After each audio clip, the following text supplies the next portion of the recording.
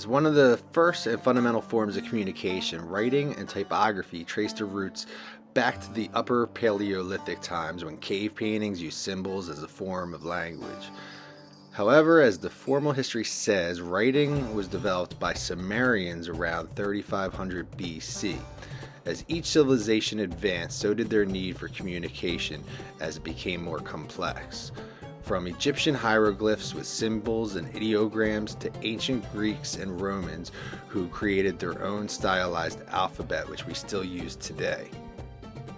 In the Middle Ages, text was popularized with illuminated manuscripts and calligraphy, focusing on the handwritten text.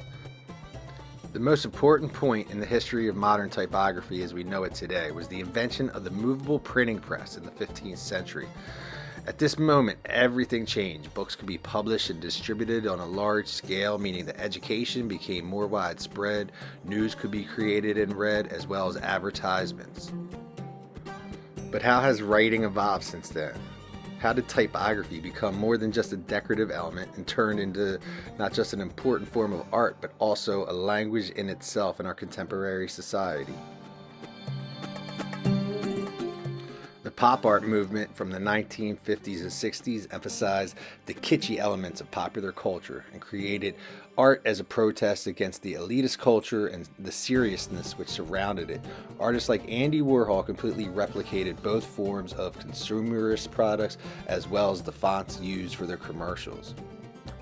Roy Lichtenstein, on the other hand, integrated a simple comic book text font as part of his famous large-scale paintings.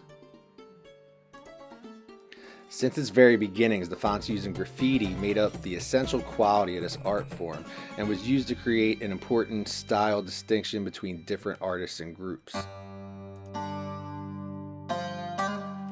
For an example, the famous pioneer in New York street art, Cope 2, became world known for his recognizable bubbly font tags, and more recently, the German street artist Branco became internationally known for having a consistent typography which he combines with a sharp sense of humor that criticizes and questions the pop culture and politics in our society today.